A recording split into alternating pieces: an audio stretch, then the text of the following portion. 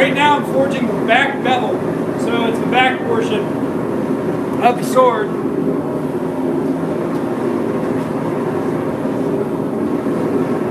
So this is a smaller one that I learned on. It's this back part, the shinogi. So let's put this back around.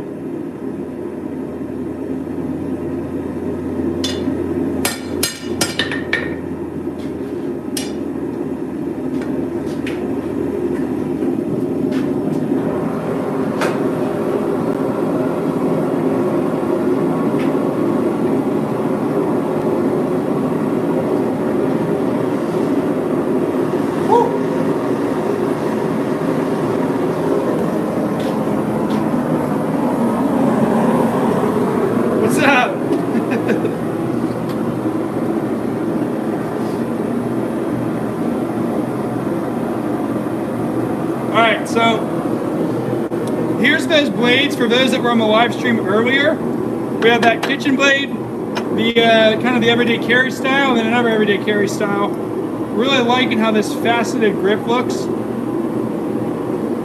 It looks pretty cool. So hopefully those turn out pretty nice. And yeah, the chef knife.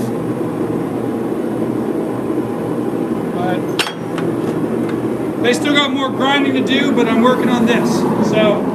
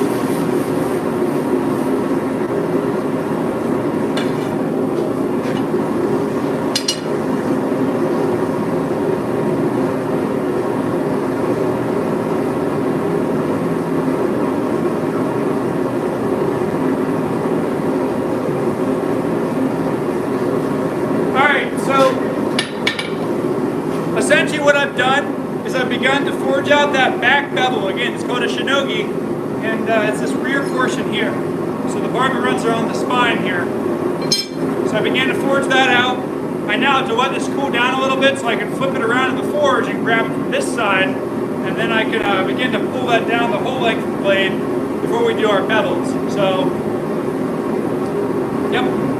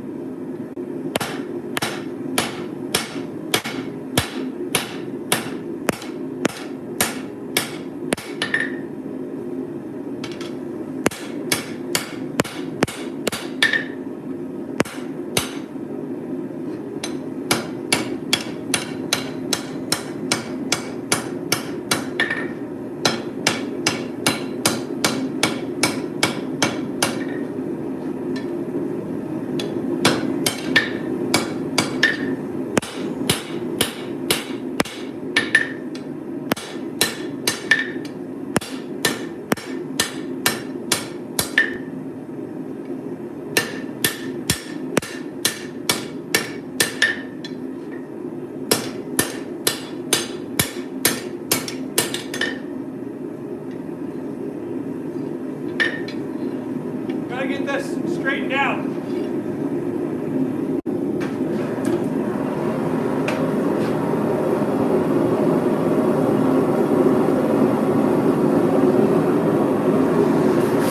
So one of the things that I was taught whenever I learned how to do forging for katanas is that you want to start with more material than you think you need.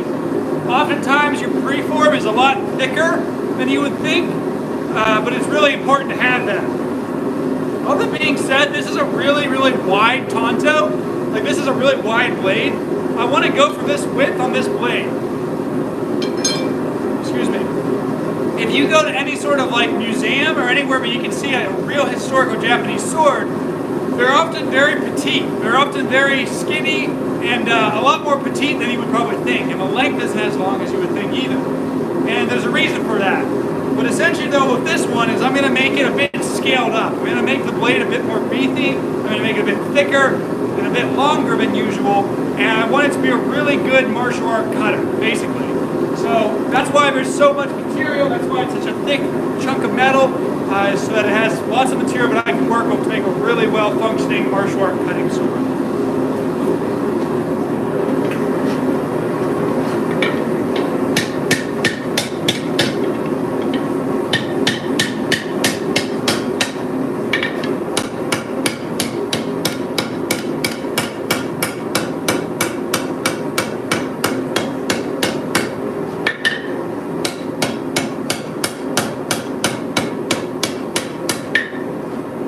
That I'm really paying attention to my mooning. That's the spine.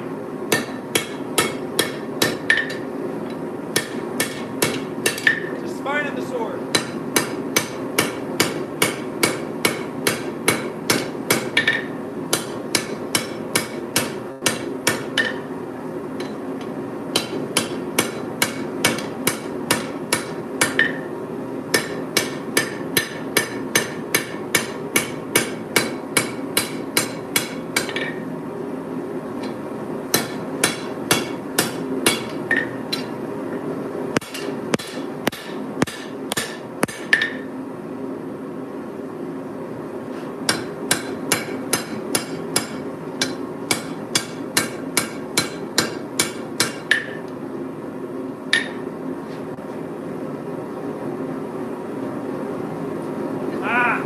See, I have a thick spot. That means my freeform wasn't very well set up in this area. So we need to get rid of that.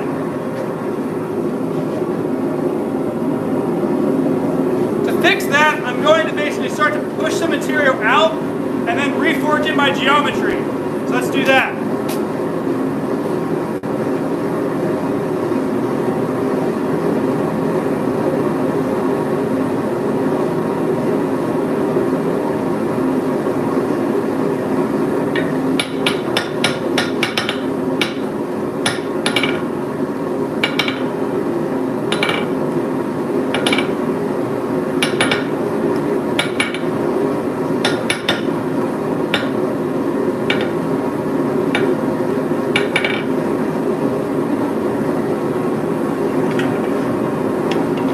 Alright, first find the thick spot, then we're going to strike it.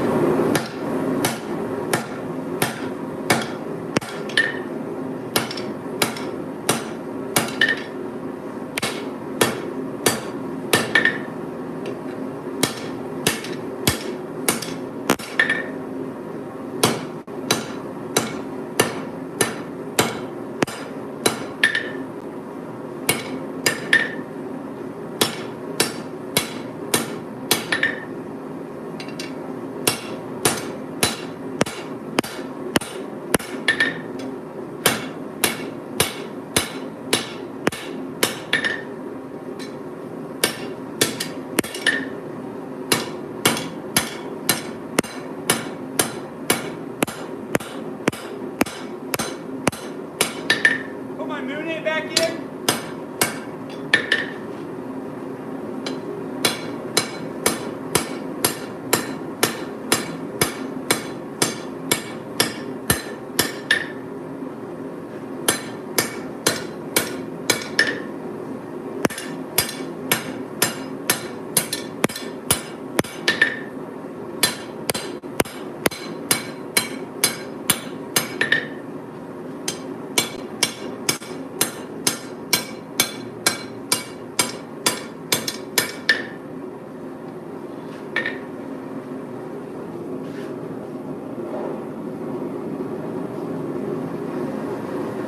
We're doing good so far.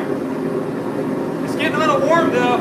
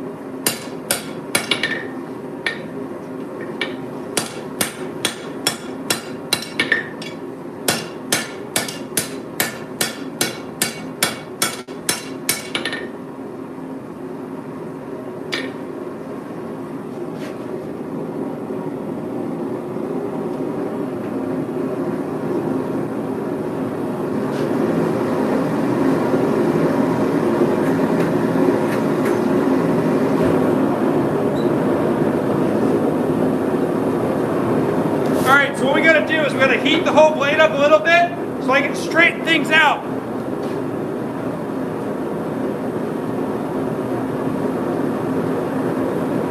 PSI, I don't know. Yeah, I don't know. I don't know if my gauge is in a different language, but I don't think it's PSI.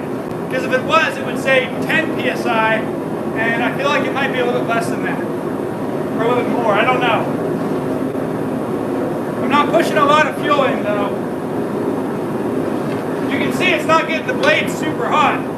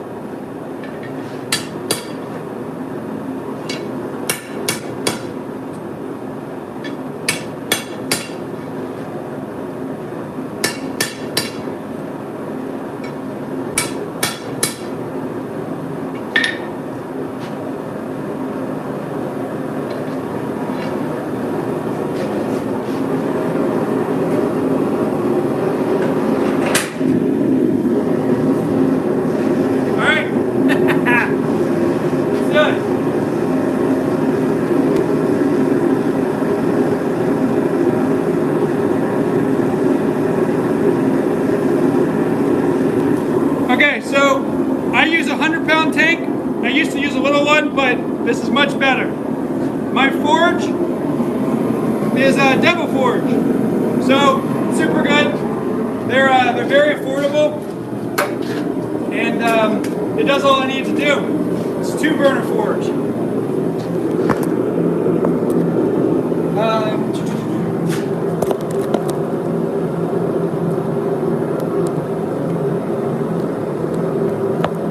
I am using W2. Yeah, W2 toll steel. So it's a super good steel, and it's water quenchable. Which, if you know my channel at all, you'll know I like water quenching. Everyone's like, no, don't quench in water. Too bad. Too bad.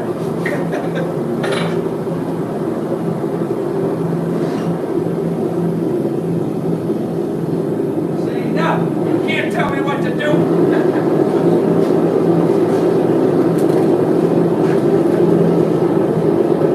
All right.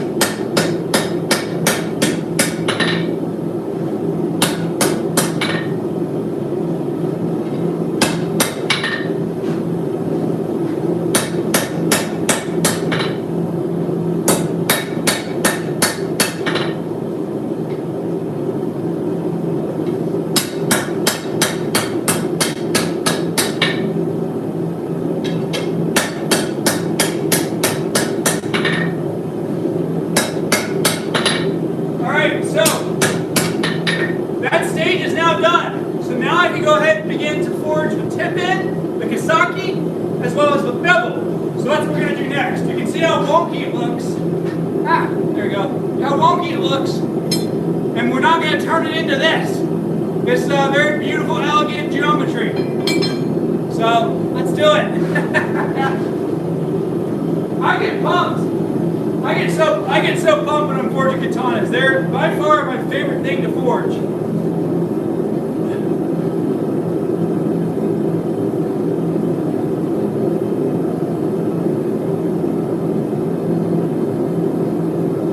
Yes, this is an amazing forge for Damascus. It runs, you can run it like 20, 25 psi usually, and I can like burn steel in large quantities pretty good. So it's definitely worth. That's what I use for all my Damascus stuff. So, and I do Damascus swords in this. So mosaics, things like that. So it's an amazing forge for that, 100%. All right. Now we're going to do the very delicate part of forging a katana, which is forging the tip.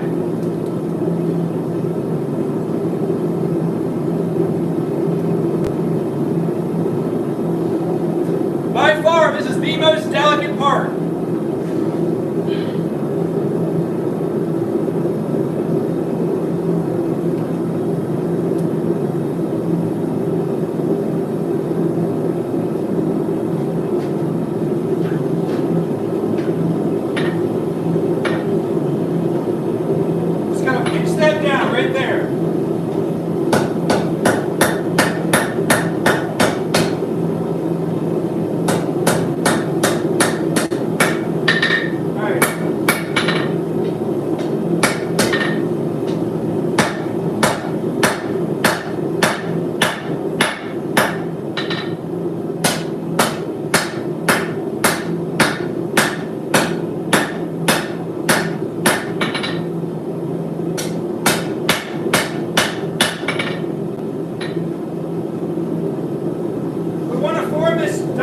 On the back here. That's a very kind of telltale sign of a good formed Kasaki.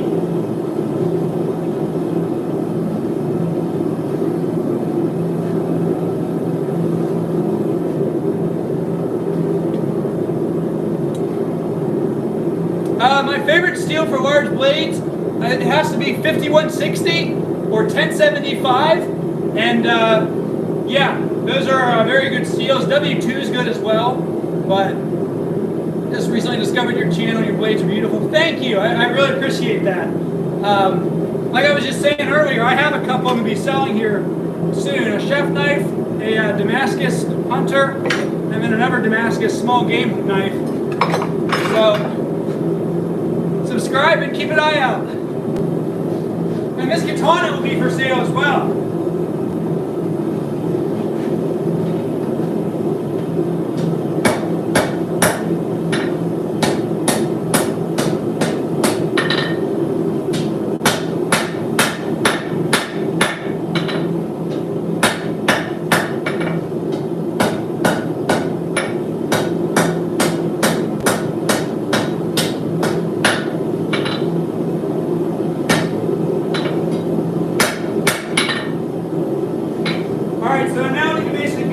Start to pull out the front bevel, then I can clean up that Kasaki and make it look all pretty. The important part is isolated though, and that's what I want. I want to make sure I keep those angles pretty crisp.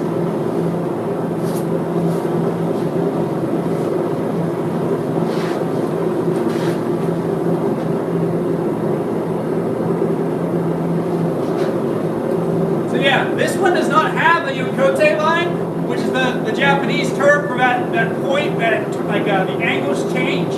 So this one's not really a good example of that. I have a blade that I forged that's shattered. It completely broke in the water quench. Right here it is. This is one of my earlier, wakizashi I forged, probably about half a year ago at this point, and it broke at that point. But you can see that's what I'm forging in right now, is that differentiation point. So this is a lot more dainty and a lot more historically accurate of the wakizashi.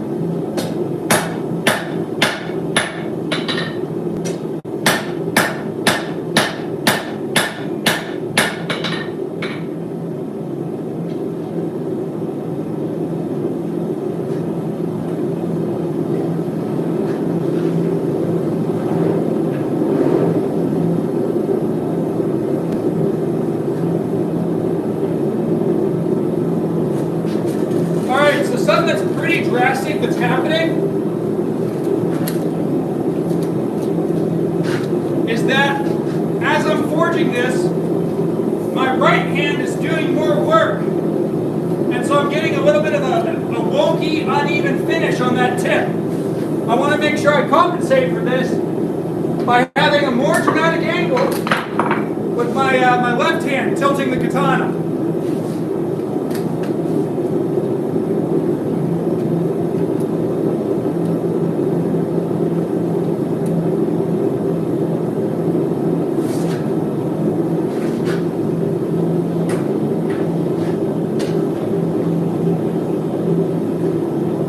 Alright, so we don't want that right there. So what I'm going to do is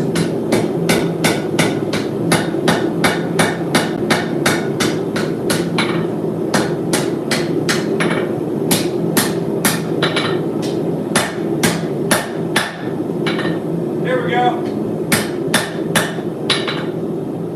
Yep.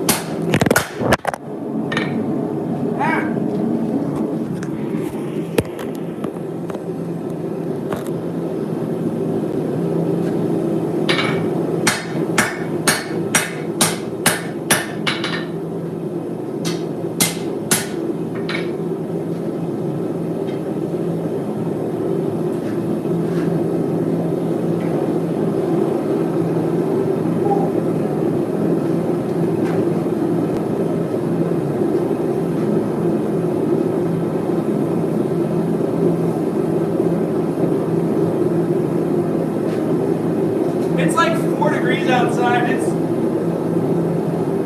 super cold outside, but it is hot in here.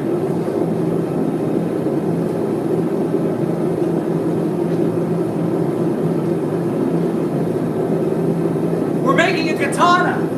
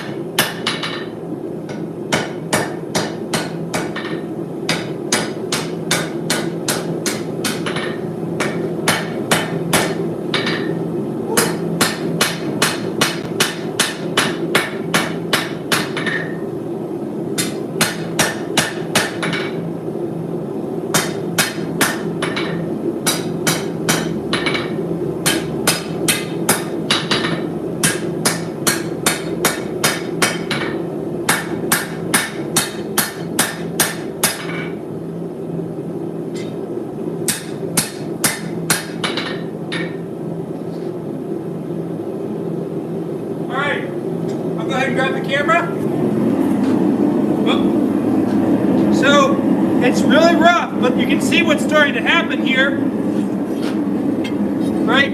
So we got this back bevel here, and we got the Kasaki starting to take shape. I need to pinch out some of this material more, but you can see some of that differentiation happening. And again, we want to keep a nice diamond cross section there, that way we can, have the proper sword shape.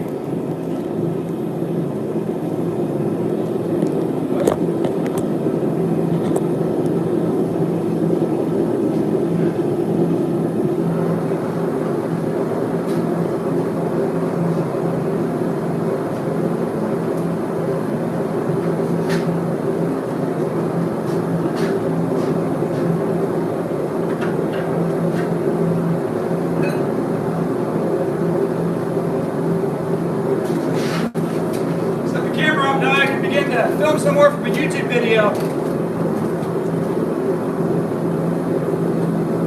Dude, it's like 14 degrees here too. I just had the forge running inside the shop, so it's warming everything up.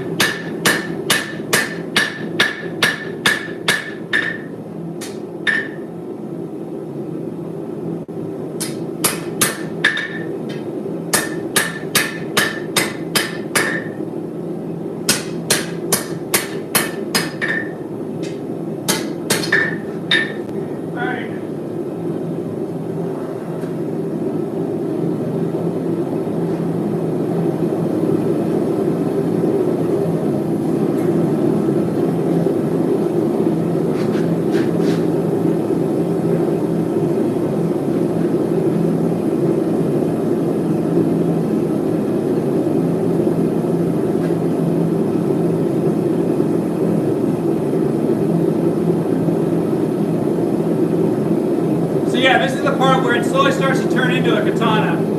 Before this, you're really heavily kind of relying on the Sonobi or a grip form. But hey, what's up, NN? Or MN Smiths? Hey, how you doing? This is W2. It's W2 steel. I forge most of my katanas from W2 just because the water quenching is so, in my opinion, such an important part of the process that I prefer that.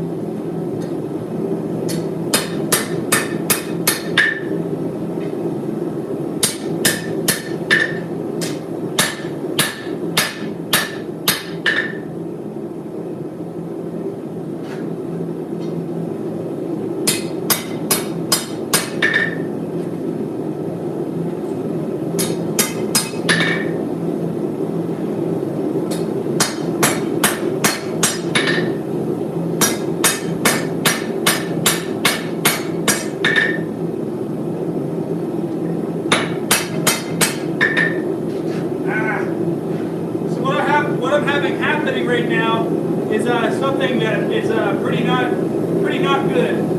Essentially, because of the way the three-fork's set up, the tip, you can see I'm starting to get that differentiation there, but the tip keeps wanting to curl back. And so when I try to adjust it, what happens is I lose that really crisp angle change, and it's just a pain in the butt. So that's why I said it's one of those delicate parts about forging katanas, because it's like, it's finicky. You just have to keep working it back and forth.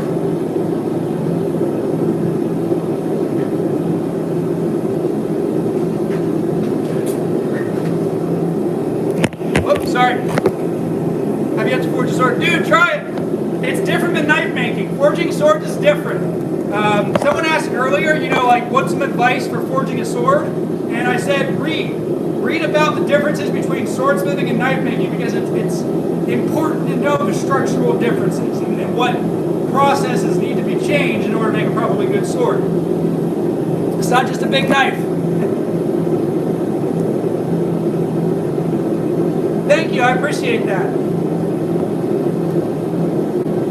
I made the dog head. And I don't pre-bend it by any means. I try to just keep things straight as I work it down.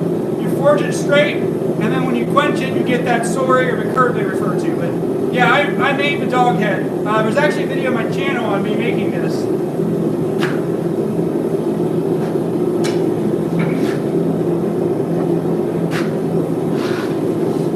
Can't see worth nothing on the scale.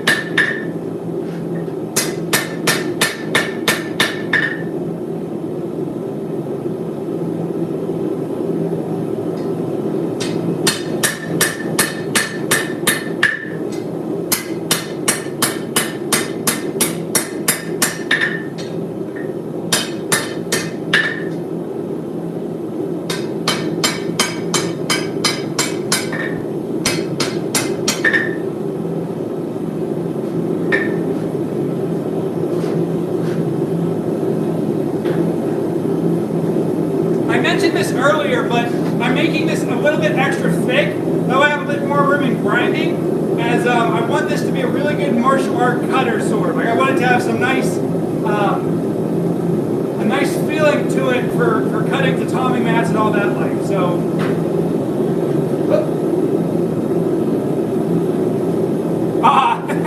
sweet. Yeah, the inlay. Yep. That's hard. Dude, that'd be cool.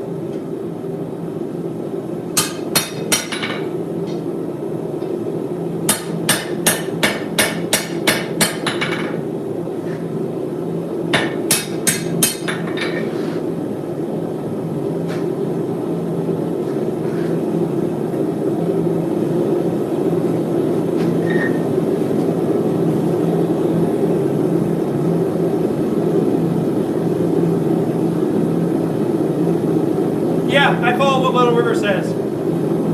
Yep. Books are underrated in the blacksmithing industry. I have like a whole library of stuff, and people are like, why would you spend that much money on some books? It's very important.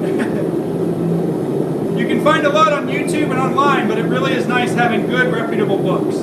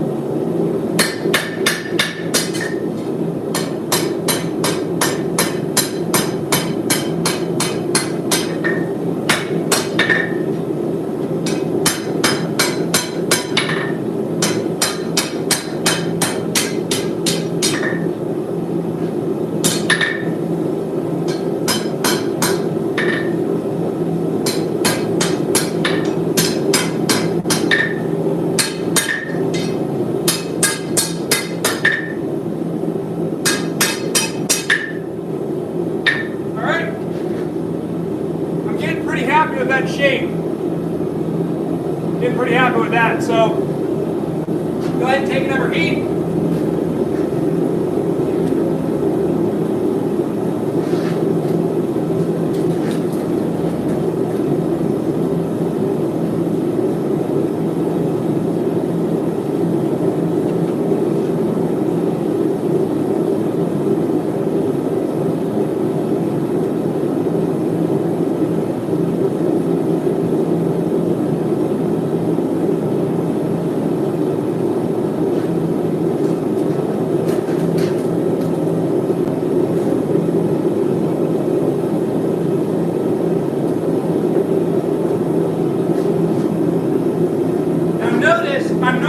Get this to like a super hot temperature when I'm forging it. I want to leave it somewhat cold, and there's a reason for that. Essentially, you're blanishing the surface if you're hitting cold. Somewhat cold. Be careful if you're not hitting it like a little bit of heat, because you can still screw the grain up like that. You can still screw the grain up a little bit.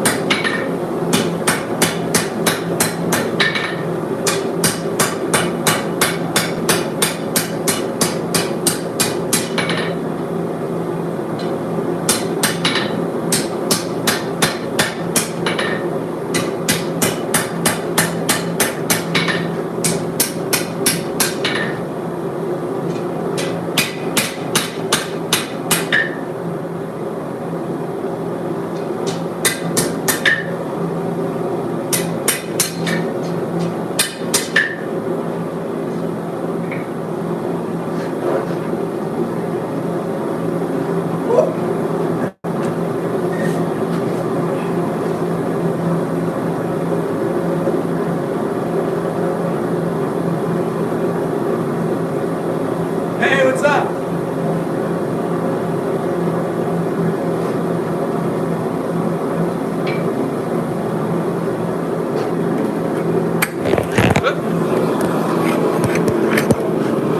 Alright. So, I'm going to turn the camera so you guys can see a little better.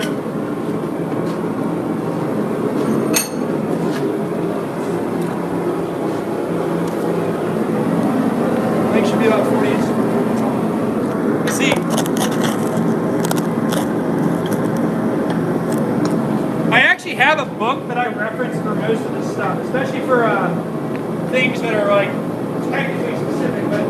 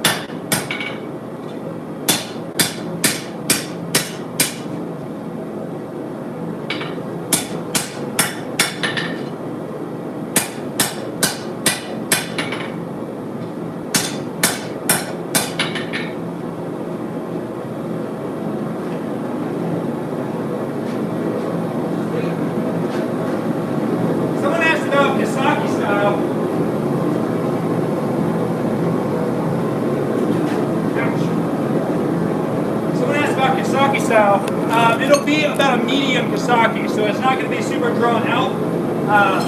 Like this one has a very drawn out Kawasaki, it's not going to be like that. It's going to have a very kind of in-between range. One like this that I had done that shattered in the quench, it has a really short Kawasaki, so obviously very blunt, but yeah, a lot more kind of petite or acute.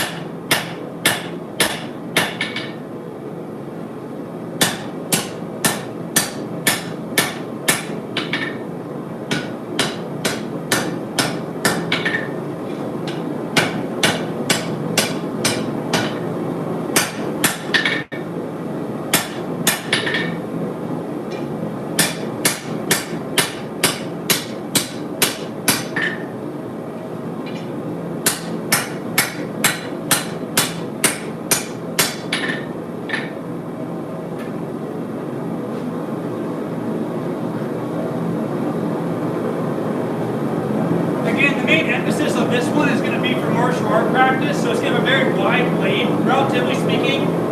Historically, blades that were, katanas were typically thinner.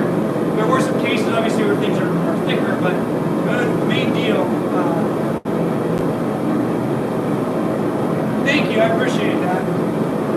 Yeah, there's often this sort of, there's a greater weight for Japanese blades specifically, a lot more sort of, it's a trade built around trying to be perfect at it, you know what I mean? Like there's a lot of high standards, and I don't know, it makes it interesting to do, for sure, but it makes it a lot of fun.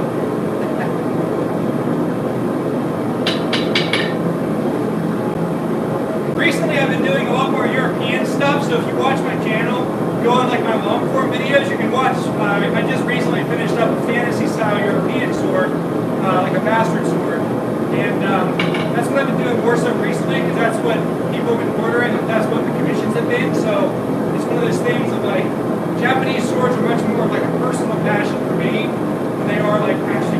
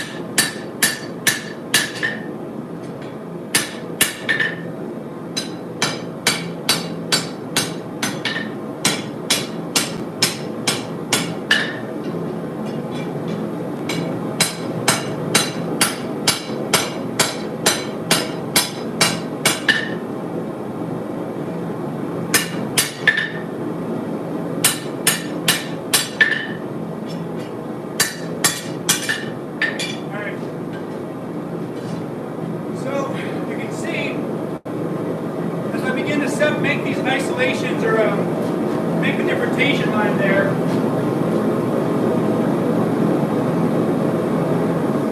I'm getting a nice width, which is good. It's what I want.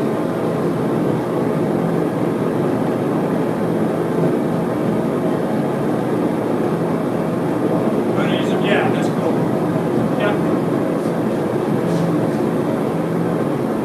That's pretty cool.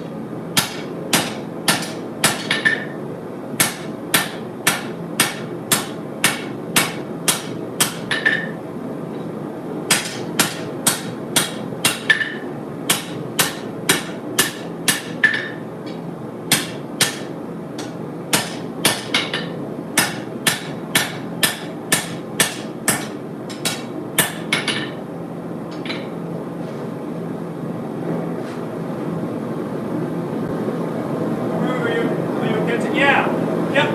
That's what I was doing a little bit of time earlier talking about. It's just like how tricky it is to forge a cote line. So much easier just to grind it after the fact. But I'm doing my best here to make sure that I have everything where I need it. That when I go into grinding, I have room to play with. But yeah, Nakasaki it's an absolute bear to forge. It's a trick. A trick that I'm not crazy good at.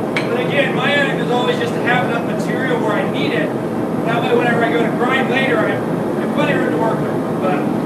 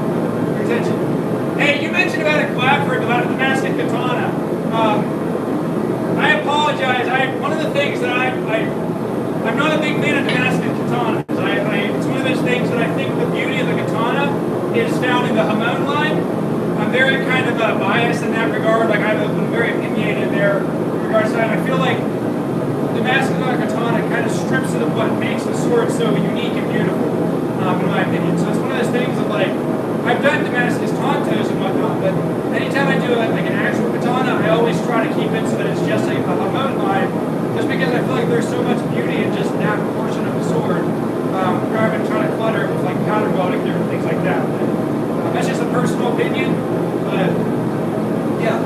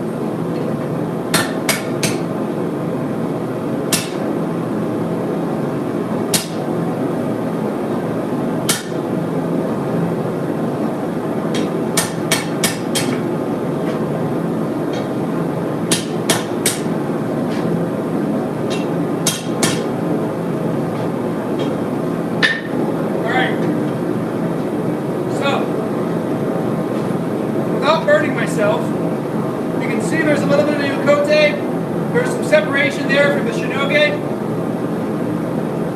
And then now we're just working on that front bevel.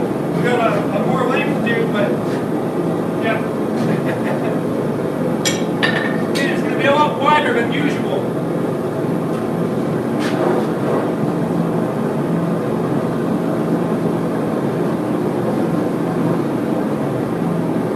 Again, you look at these swords historically, and they're not that wide, typically. There are examples, but the majority of the ones that you'll see... Any hot? No. Nope. I have done some where I've taken like mono steel, like 1095, and I folded it on itself just for, just kind of for giggles, because it doesn't make the steel stronger by any means. Not to modern standards. So W2, it won't have any sort of hada, but it'll have far superior strength properties than any sort of Tamagane sword would. That being said, Tamagane is really freaking cool. That's one of my dream projects would be to make a truly, make the blueberry steel myself, or with somebody, make the steel, consolidate it, forge it into a sword, do all that stuff myself. I think that'd be the coolest thing ever.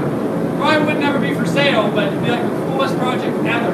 So, but yeah, it doesn't have any hot though. But yeah.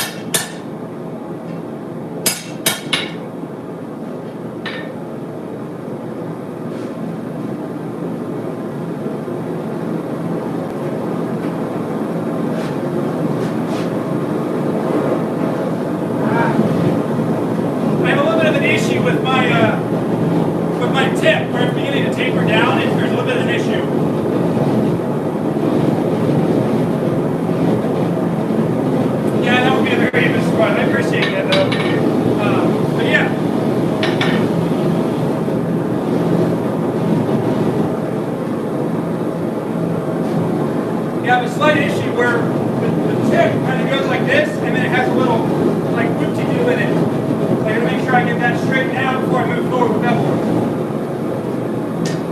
You never want to let that kind of stuff go.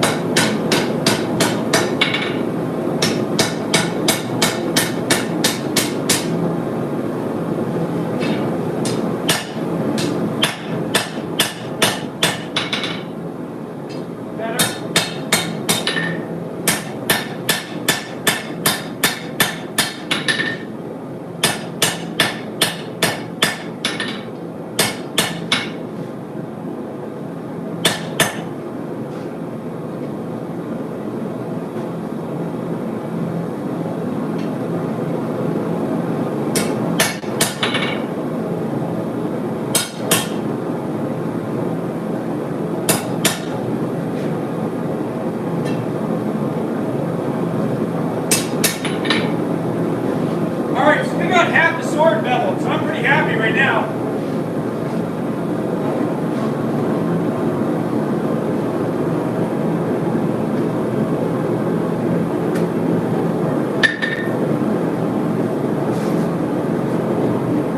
Thank you for tongs, that's awesome. I actually, I had a really cool thing happen the other day. I met a guy who had lots of waxing equipment, and he actually gave me a bunch of tongs. Just gave them to me, and I was so thankful for that. These are just a pair of flat bed, and they're made out of wrought iron. And so there's a couple pairs. Most of them are just flat bed, just different sizes, and pretty cool. I found out they were wrought iron by hitting them on accident, and then the fibers of them, the steel, actually split. And I was like, that's weird. And then I looked, and it's wrought iron. So pretty wild. But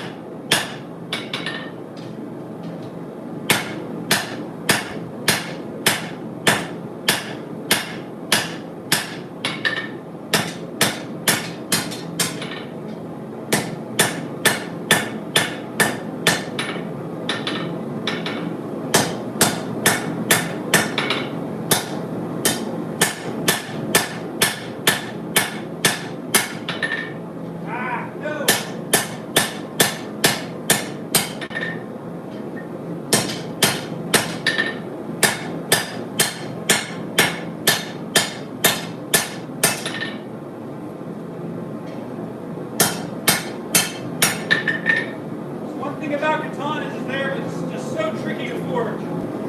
So tricky.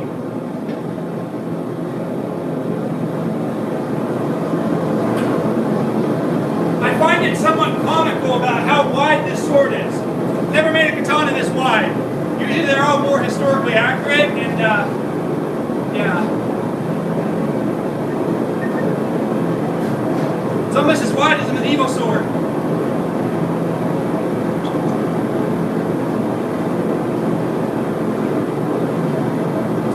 Yeah, spring temper. So spring steel is just far better in general. W2, what I'm using, is not a spring steel. However, it'll be tempered and it should have very similar strength properties. It's just that W2 is a lot higher carbon than typical spring steel. And so what happens is the edge gets a lot harder. So in my opinion, it's more accurate. It's just that,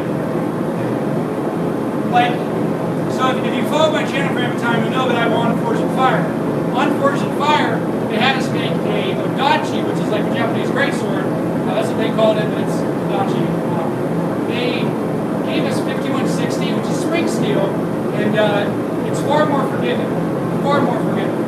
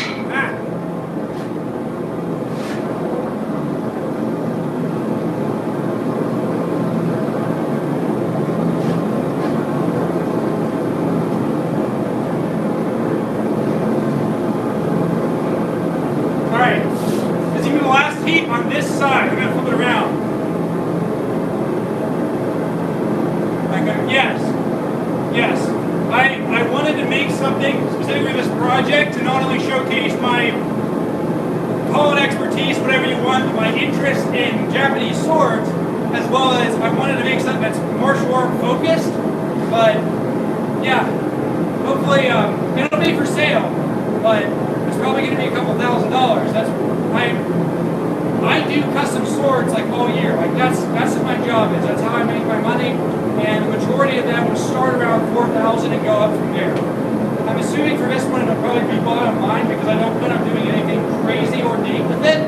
So what it'll be is more martial art focused and more simply built. You know what I mean? Like there's not going to be as much elaborate kind of fitting decoration and things like that. But then again, there might be. I don't know. The whole thing is kind of a passion project.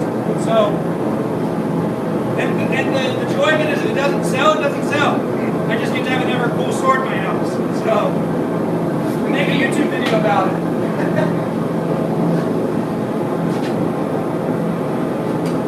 The joys of being a custom sword maker.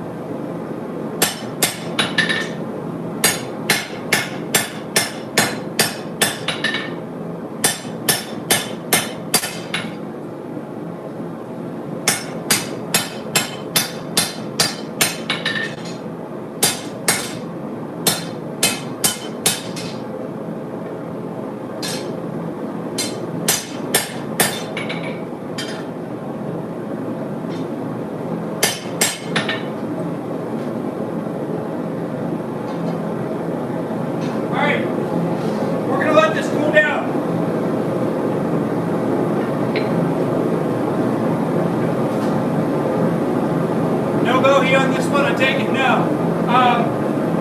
I've tried to make a narrow bohie at one point, or no, I'm sorry, a wide bohie. I apologize. Wait a minute. I feel like I'm getting the terminology mixed up. I tried to put a very large fuller on the back of it, right, to shed weight and make it so there's less resistance during cutting. Because like that's it was a non-traditional bohie, so the edge geometry came up. And then it dipped in like this. So where the shinogi was, there was like a really deep hollow grind essentially, and that allowed us to that no more friction past that. And I hated it. I did not like the look of that at all. So what I ended up doing, and a lot of guys do that. In fact, I still do it every once in a while, but it's a very easy way to create like that back shinogi or like the shinogi G. And so a lot of guys still do that. But yeah, I did it though on a full-length katana, and I was like, that looks so stupid.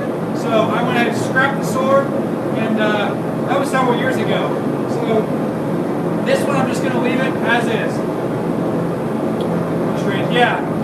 Like I said, yeah, I did it on Wakizashi, and I liked it on that.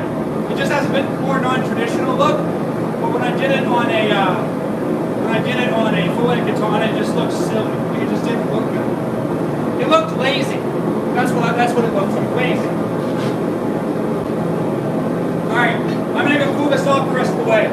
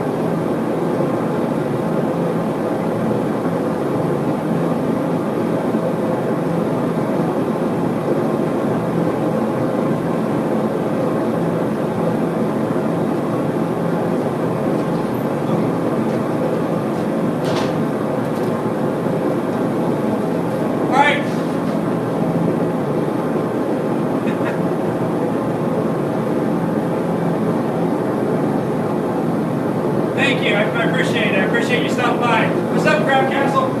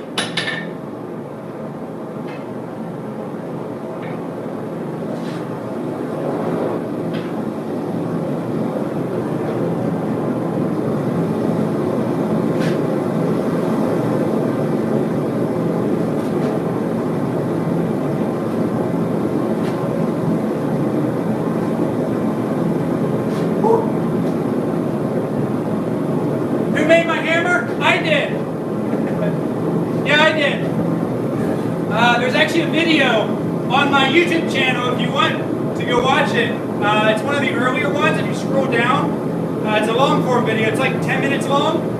But yeah, I made it from a block of 4140 and then I did some silver and gold inlay in it. And it's about 4 pounds. I think 4.1. So it's balanced nicely, at least in my opinion it is. So it'll sit, hammer down, but face down.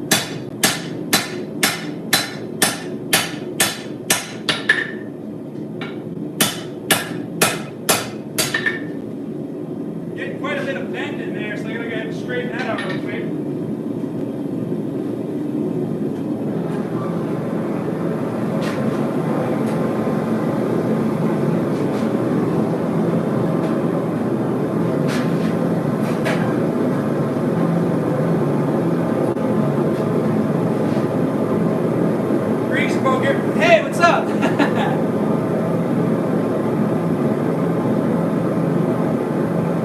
My forge is not homemade. I used to use a homemade forge and then I switched to this one. It's only a couple $100 on eBay, and it works for anything you would need to do, basically. Almost anything. Sweet. This is a fishery anvil, so it's 135 pounds. I just have it on some like posts, like some wooden like beams. Basically, just stacked them around, and then I bolted the anvil down into them. So you can see down here, you can. There's just some lag bolts holding it down into the stump, basically.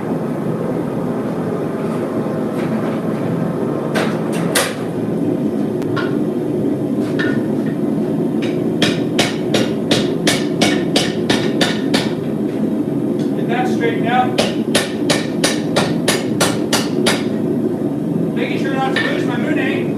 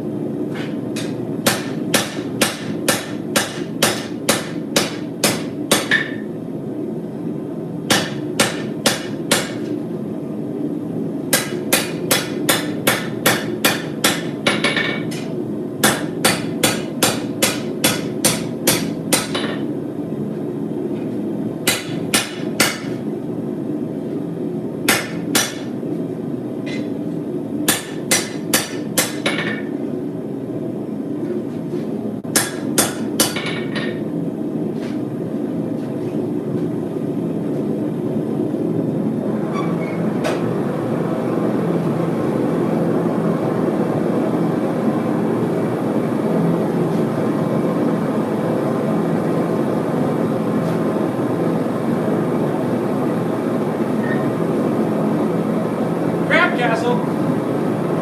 You used to live in Bedford, PA? Dude, I grew up in Bedford.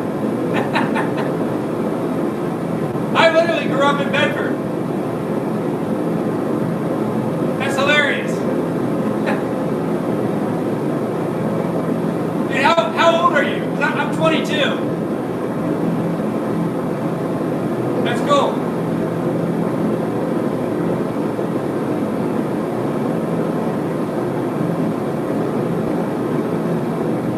Oh, okay, never mind, I apologize. There was a guy I met at one point over in Bedford. I wondered if it was you. That's really cool, though. Yeah, I grew up in Bedford.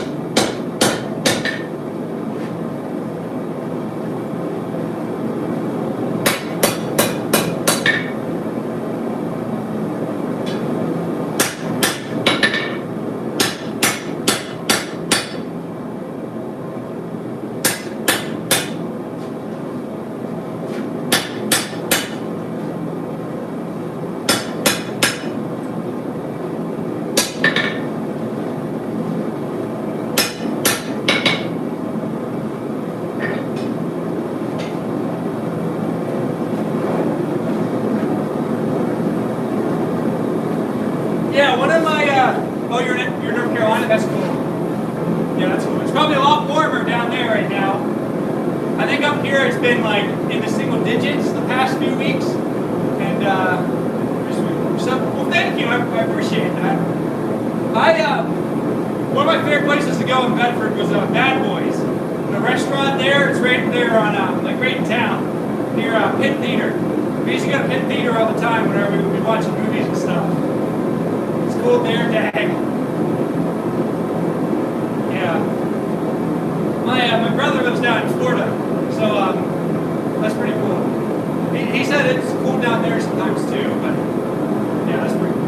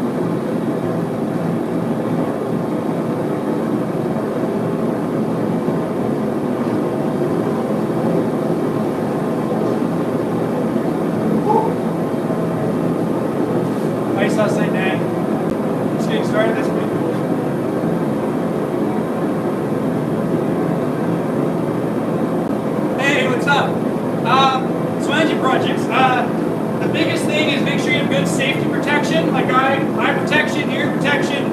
I recommend wearing long sleeves. Just be careful. You know what I mean? It's a dangerous trade, so be careful. You're going to need some sort of abrasive or grinder to be able to grind steel. Angle grinders will work. Smaller, like readily available grinders will work. Files, like bastard files, those will work. Sandpaper would take a long time, but the point being is you need some way of shaping the metal. And you can get started with a homemade coal forge. Like look up homemade coal forges. They're usually just like a hair dryer and like some dirt and fire brick, and you can usually get a lot done with that. You're gonna need a hammer. You're gonna need an anvil of some type. Even a big piece of steel would work. Anything to hit metal on. So just be careful.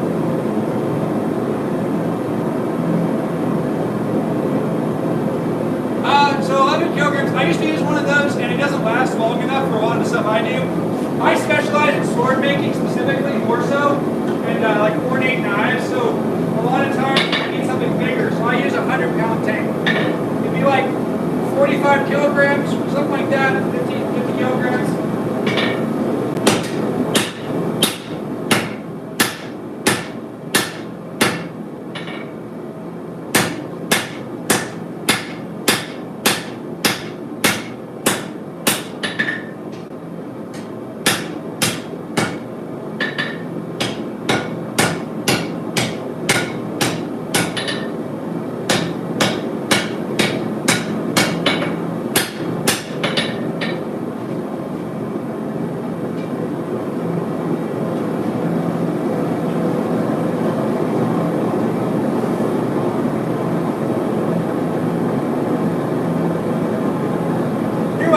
I'm sorry I can't help more of that. Like I said, just find a way and be safe. It's really cool. It's a really cool trade.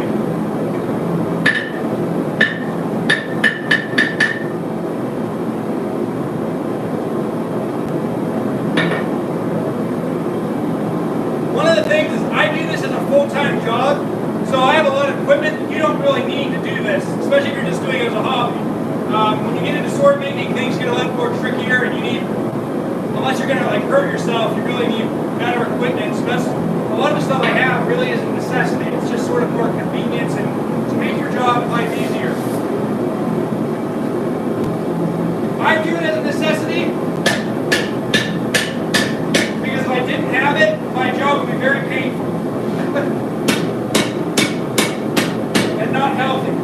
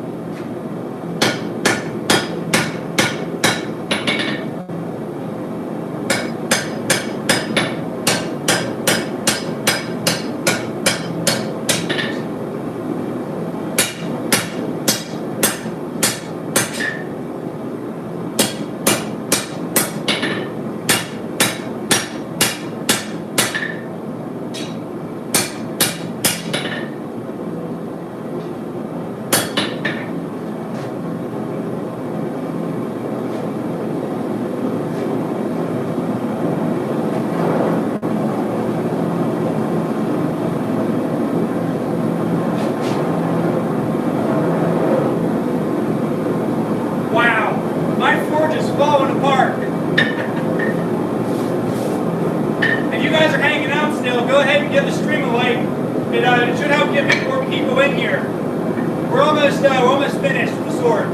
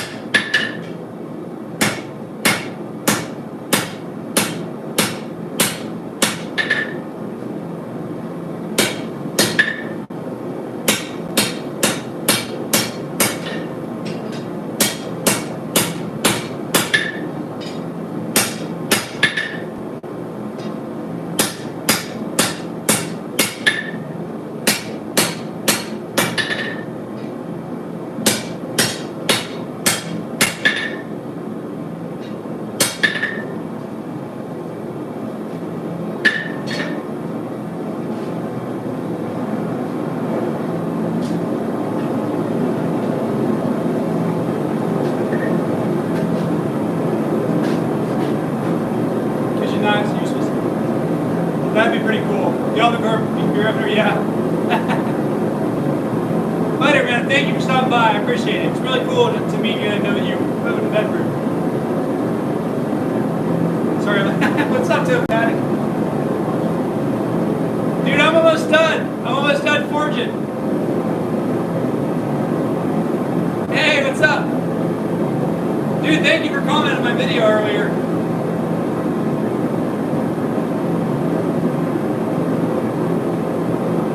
Five to 6 months? If I'm being honest, be very careful because swordsmithing is a little bit different. Make sure you understand like structural things because you don't want the sword to break. You want to make sure it's properly built, so do as much research as you can. So, hang on 1 second, I'm going to come over and I'm going to continue.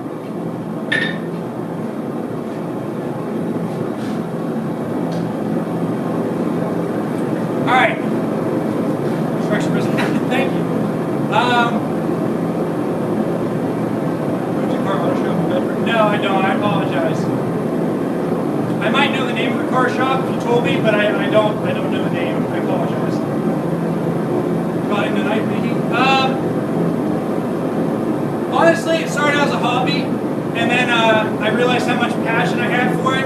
And I actually had a family member die during like COVID, and this is when I got started in this. And so I basically took to knife making to heal, if that makes sense.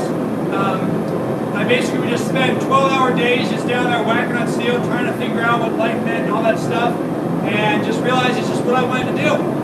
And thankfully, after a couple years of college and working as a jeweler, eventually now, partially thanks to you guys for hanging out with me on YouTube. And yeah, it's just been, I've been able to switch to full time. So, but pretty cool.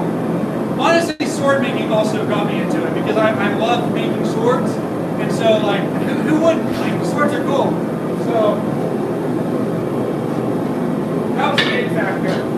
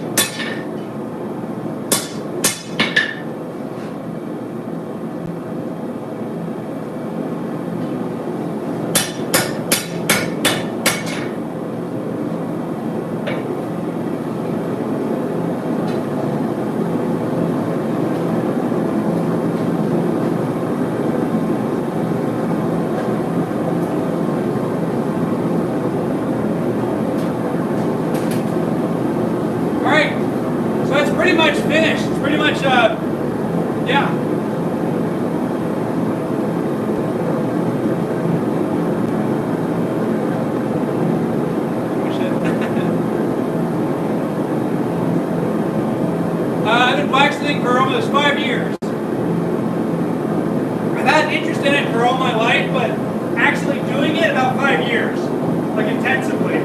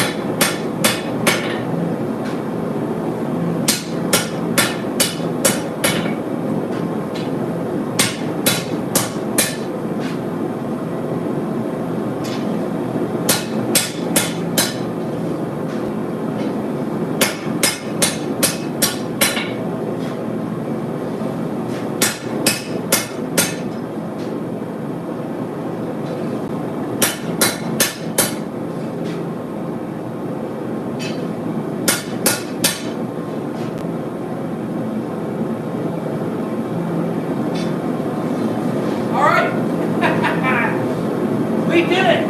We did it, boys and girls! Katana, forged. There's a slight issue though. It's a bit too curved.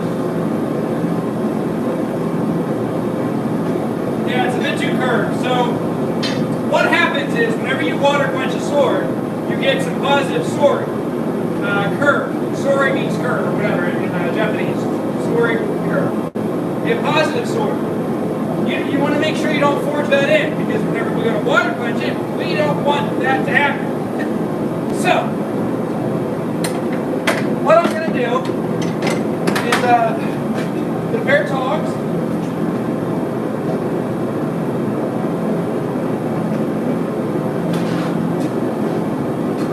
First, I'm going to show you what it looks like. Yeah, that's cool. I'm using W2. Alright, so this is the rough shape. You can see I got my tip forged down there. I'm going to clean up some of the backside there. But rough shaping done. And then that geometry carries the whole way down the blade. But, if you look, it curves a little bit too much. Doesn't look like much, but whenever I quench that, I'm going to pick up a lot more curve. So, essentially I just want to warm up that entire blade and get things nice and straight. This can stay curved, but that part should not have any curve for the most part. So, that's what we're going to do. Any tips for Damascus and Japanese chef knife? I will answer that, but give me a minute, GLJ. Yeah, give me a minute.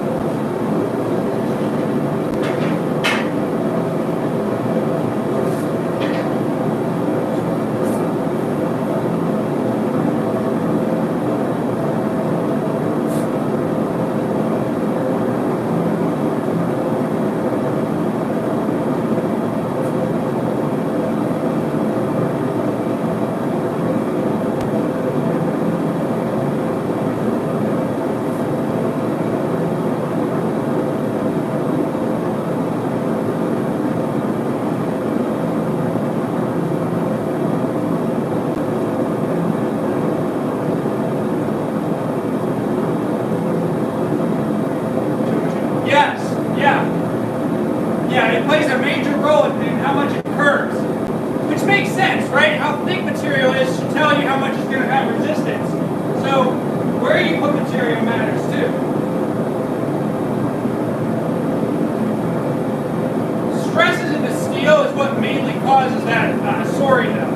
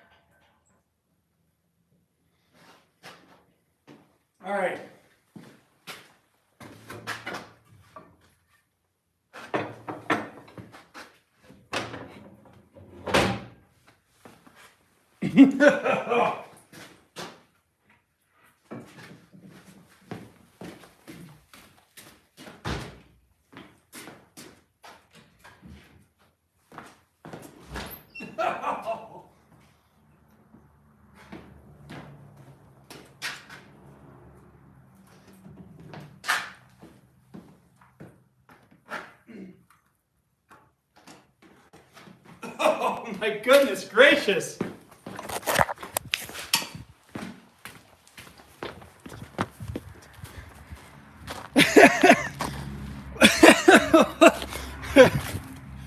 Not my smartest decision.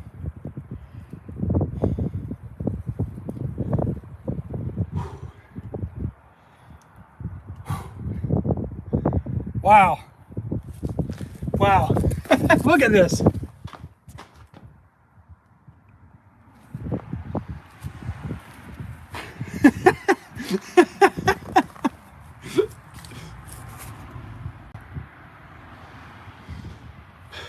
All right, we gotta go back in.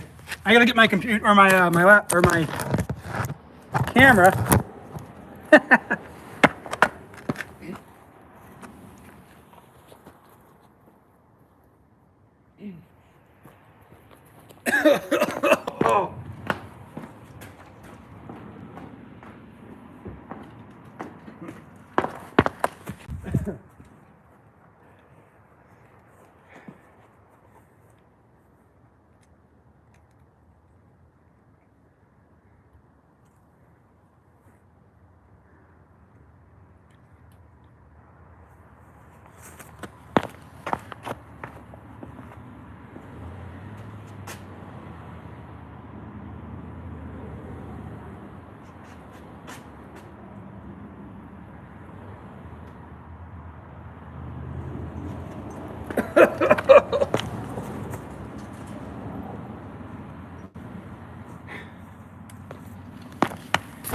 All right.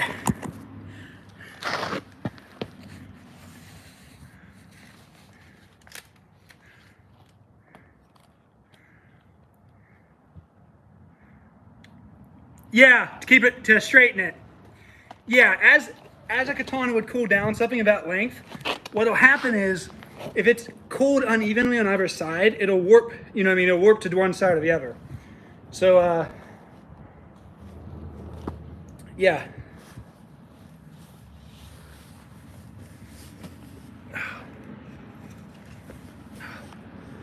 It's a lot warmer in there, but it's also a lot smokier.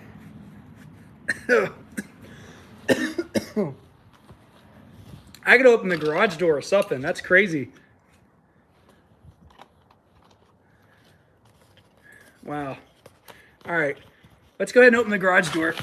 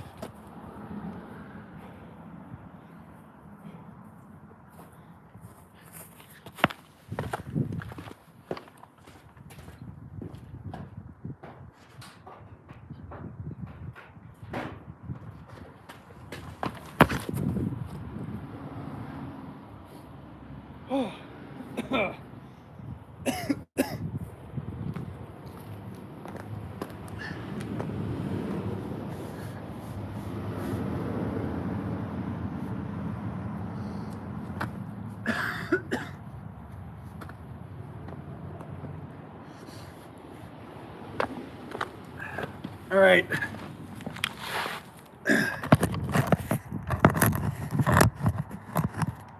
Okay.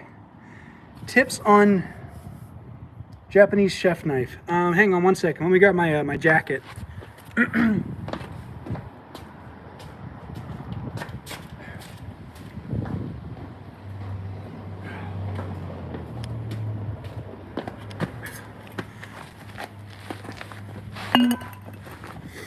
All right. So, tips on making a Japanese chef knife. Okay. Biggest thing is understand which type of Japanese chef knife you're gonna be making. Do lots of research on it. For example, when I did that, the $500 Japanese Kiritsuki, that one was like, I spent some time watching videos, reading stuff about Kiritsukis to understand why they are different, if it makes sense. And for example, one of the things that most people probably don't know is that Japanese single-sided, single-beveled knives typically will have a concave other side. Like what the flat side is really concave. And it's important because it helps with food release, but I didn't actually put that in the video. I did do that, but I didn't put it in the video. But it's one of those things of it helped me, knowing that helped me to make a good knife. And so that's important, is just do lots of research. Know what Damascus pattern you want to do. Know what look you're going for. If you want something with a lot of layers, do a high layer pattern. If you want something with low layers, do a lower layer pattern. If you want to do something really fancy, do something really fancy.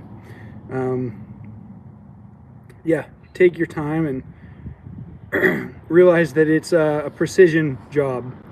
There's a lot of precision involved with Japanese chef knives specifically, but as with a lot of different Japanese projects, but I don't know. I'm not kidding, that like literally smoked me out. Like I'm having a little bit of issues breathing right now, but they I didn't think it would smoke that bad, but that's my own dumb fault.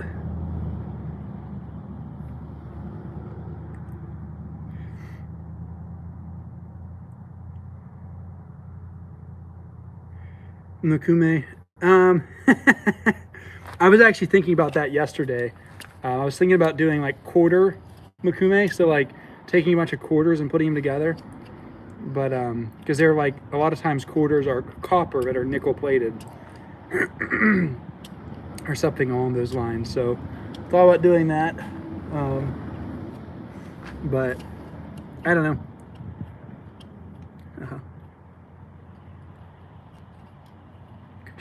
Yeah, that's pretty cool. All right. All that being said, make a Damascus from a wood cutting bandsaw blade. Saw blade putting on both sides of the leaf spring. It might, but you might have troubles welding that. Different steels have issues welding to each other, so make sure you do research on that and make sure that the steel is actually going to weld, or else you'll be really frustrated. So that's pretty cool. Yeah, that's pretty cool.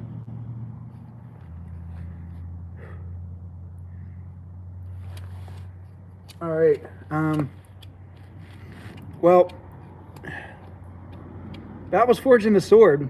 I did majority of it on the live stream here. It took 130 minutes to finish it. Yesterday I did some work on the sword as well to kind of prepare it, and then today we just finished it. So, but oh, sorry. 2 tries, yeah. It's pretty cool though. I've never tried it, so I think it'd be pretty cool to try. But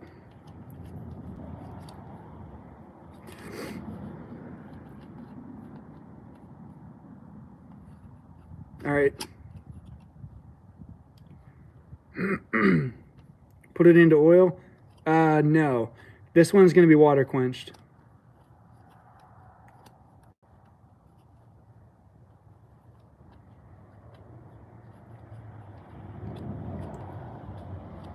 I'm glad you were here, man. I had one earlier and I missed you there, but it's all good. Earlier I just kind of talked a good bit, and then this stream I actually got a lot done. So, but all right. All right, I'm gonna go ahead and log off. Thank you so much for all those who hang around and watch me forge the sword. Keep an eye on updates or more streams where I'm doing things. It will be water quenched, so I will be posting the water quenching video as a YouTube short. I'm sure as soon as I do that, probably like right after I do it. So I don't know.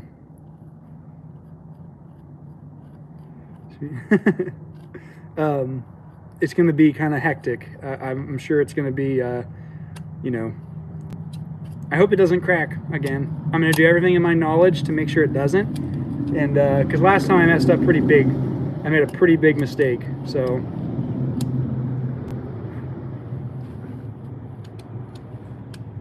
all right, it seems as though I have aired out the garage. So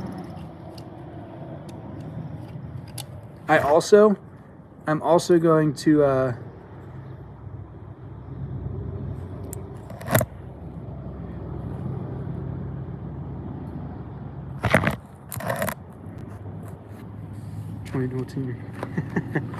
this kind of break you can't really fix with that, unfortunately. And JLG, I think I just made you a moderator, so. Dude, you are a moderator. Doing good. Tools to forget. Yeah, that's pretty cool. Do it. Yeah, do it. It's a really awesome trade, and it's pretty cool. But Lathinko, what's up? You didn't miss. I mean, I forged a katana, and then I smoked myself out of the shop. So, yep. Stupid stuff. All right. All right. Thank you so much for hanging out. And again, I'm gonna go ahead and log off, and yeah, hopefully clean the shop up real quick. And I'll probably do another normalization cycle on that sword, but I'm not gonna stick it in wood inside here anymore. My wife just got home, so. All right. Peace out, guys. Thanks so much for watching. JIJ, I'm gonna log off, so see you, man. But thanks for hanging out earlier, so. All right, see you guys. God bless. Bye.